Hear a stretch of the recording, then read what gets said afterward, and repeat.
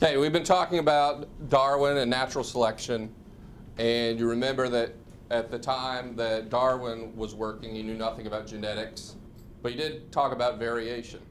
And so what I'm going to show you is a video about mutation and mutation as a source of variation. Tim Crane's biology class at James River High School in Virginia. He's showing his students a video report on genetic mutation, one of more than 50 reports in a series called Secrets of the Sequence. The directions for a human being are written in code, 3 billion letters long. These instructions tell our bodies how to live, how to grow, how to die. Researchers call this code the sequence.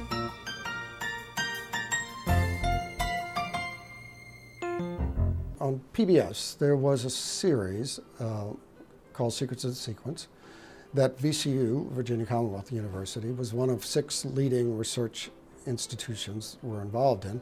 The Secrets of the Sequence was part of an overall effort that we were making at VCU to respond to what we clearly thought was going to be an enormous impact of the life sciences in the 21st century. So, you know, every century has its big science that changes everything, the job market, the way we think about ourselves, and it looked like the life sciences was going to be doing that. So we began to look at a comprehensive way that a research university could deal with things like science literacy.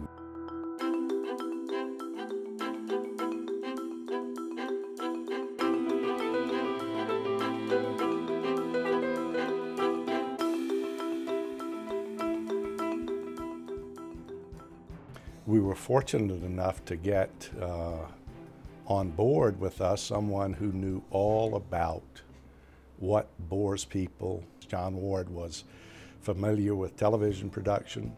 Executive producer of the series was Jonathan Ward, veteran television executive, and with Walter Cronkite, producer of more than 120 television documentaries.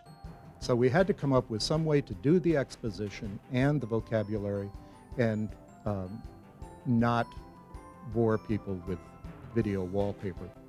He, in turn, enlisted correspondent Lucky Severson and a wisecracking tablet computer he called The Hitchhiker's Guide to the Genome.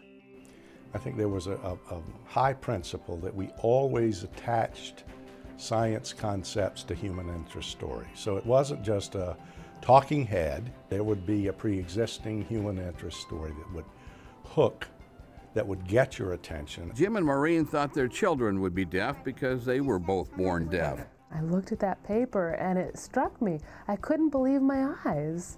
I looked at him and I looked back at Dr. Arnos, and she nodded at us and said, "It's almost sure you'll have hearing kids." And I repeated it and I just burst into tears.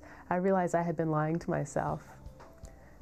I realized that inside I really wanted deaf children. And then you would hang concepts onto that human interest story, and beyond that there was a relationship, and the relationship was that of Lucky Severson and the talking computer, because, you know, I think John knew that you've always got to have 2, not 1.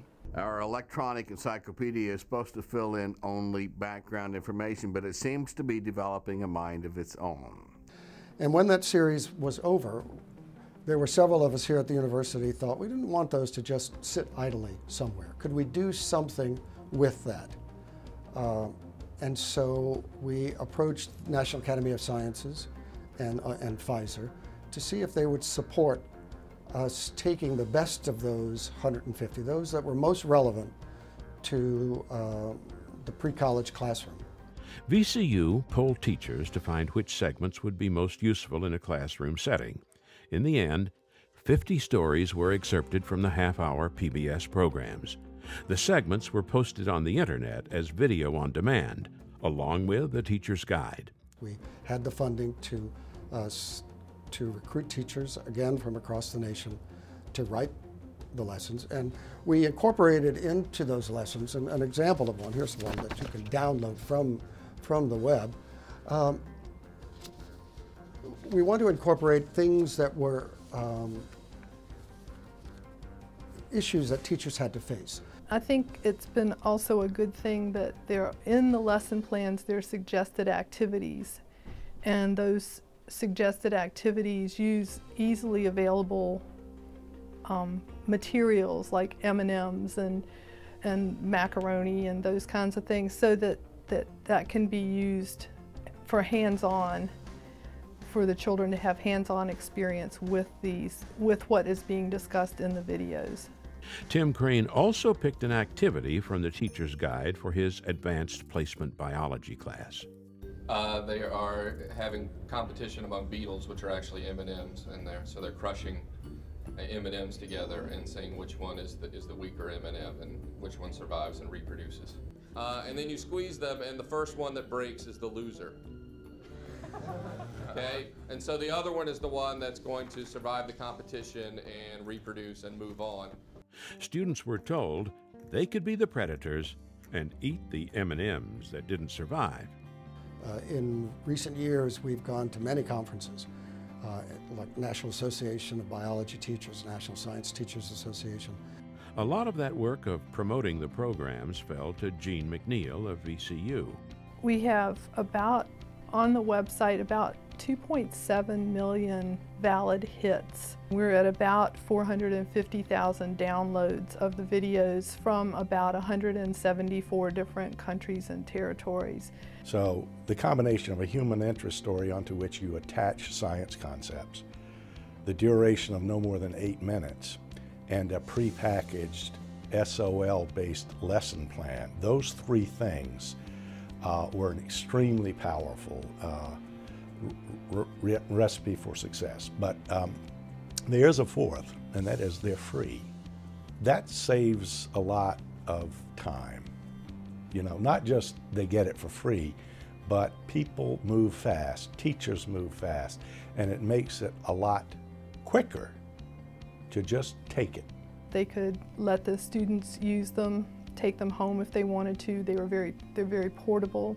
I actually love the Secrets of the Sequence videos. Specifically when I taught a life science class, I used one at the end of every one of my classes, and it allowed us to find topics of discussion, whether it be ethical issues or just just to start dialogue so that you can better understand the biology of everything that's going on, whether it be through heredity or in the case of the video we showed today, where we look at sex determination. The librarians use them as a resource for their homeschool population. They also use them for after-school programs, and we talked to people in science and technology, small museums, and they would run them in their kiosks as part of their education programs.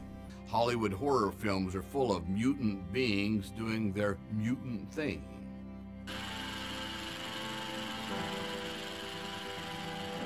Attack of the 50-foot woman. Truth is, mutants and mutations aren't just the stuff of old B movies. Mutations and mutant genes are a part of real life, too. At James River High, Tim Crane's biology class found that the 50-foot-tall woman led the way into the serious subject of mutation's role in natural selection. Because it just, I guess, gives you a more in-depth look and you can actually visualize what you're seeing as opposed to, I guess, worksheets and stuff now that we used to get in school. And if keeping up with the life sciences seems a daunting task, delivering that information to today's video-literate students is also a moving target. Secrets of the Sequence has been very successful. It originated on television, TV, public TV, but TV. It's clear that social media vehicles change so fast. I mean, the content's one thing, how you get it to the audience that you're after is totally a challenge because it's fast. You know, how you get there is not the way it was 6 months ago or 2 years ago. And that's why Secrets of the Sequence has a second life through technology that didn't even exist when the show first went on the air. But in terms of some new technology that's going to come along, they come from nowhere. And that's why people tend to underestimate the rapidity of change, is because nobody saw any of that coming. And that's what makes it fun.